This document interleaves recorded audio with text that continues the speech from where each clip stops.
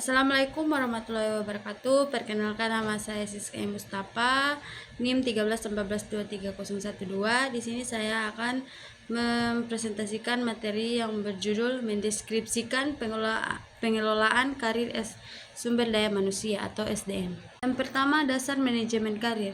Karir adalah suatu arah kemajuan profesional, kata yang penggunaannya terbatas pada pekerjaan yang memiliki kemajuan hierarki formal seperti lainnya manajer dan profesional.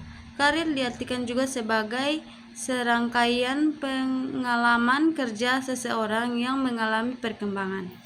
Yang kedua, tujuan karir. Tujuan adalah sasaran karir adalah posisi atau jabatan tertentu yang dapat dicapai oleh seorang pegawai bila yang bersangkutan memenuhi semua persyaratan dan kualifikasi yang dibutuhkan untuk melaksanakan jabatan tersebut. Tujuan atau sasaran karir tidak otomatis tercapai bila seseorang pegawai memenuhi syarat yang harus dipenuhi, karena untuk menduduki suatu karir tertentu kadang-kadang memenuhi syarat-syarat yang seringkali di luar kekuasaannya, yaitu ada tidaknya lowongan jabatan dituju, ada tidaknya keputusan dan referensi dari pimpinan, dan ada tidaknya kandidat lain yang sama kualitasnya. Semua itu dapat membatasi kemampuan karir seorang pegawai.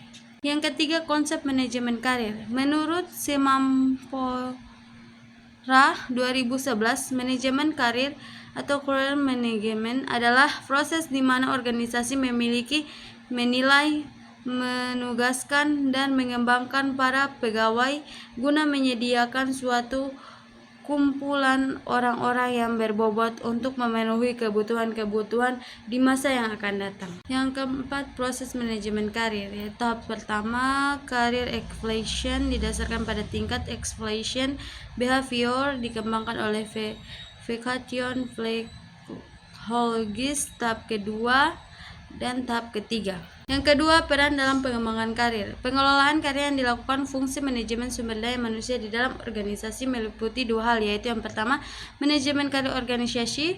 Karir bukanlah suatu yang harus disesuaikan begitu saja kepada setiap karyawan, melainkan karir harus dikelola oleh organisasi guna memastikan alokasi sumber daya manusia dan model efisien. Proses penyusunan jalur karir di dalam sebuah perusahaan disebut perencanaan karir organisasi atau organisasi center planning.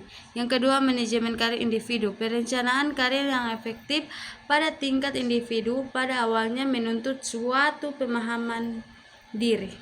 Yang ketiga, mengatur promosi, demosi, mutasi, dan PHK.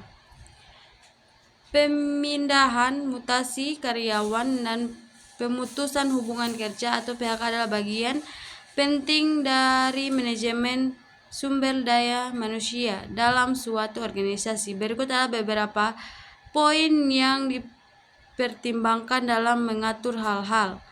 Yang pertama, kriteria dan kebijakan. Yang kedua, penilaian karyawan. Yang ketiga, kesempatan pengembangan. Yang keempat, komunikasi dan konsultasi. Yang kelima, pemutusan hubungan kerja. Yang keenam, keadilan dan konsistensi. Dan yang ketujuh adalah evaluasi dan pemantauan. Kesimpulan dari materi tersebut yaitu pelatihan merupakan salah satu cara untuk menjadikan sumber daya manusia yang lebih berkualitas.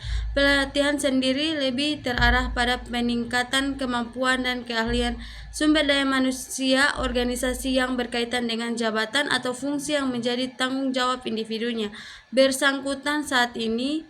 Dengan adanya pelatihan yang baik tentunya menjadikan peningkatan kinerja individu dalam jabatan atau fungsi saat ini. Pengembangan dalam pelatihan biasanya menyangkut pada antisipasi kemampuan dan keahlian individu yang harus dipersiapkan bagi kepentingan jabatan yang akan datang.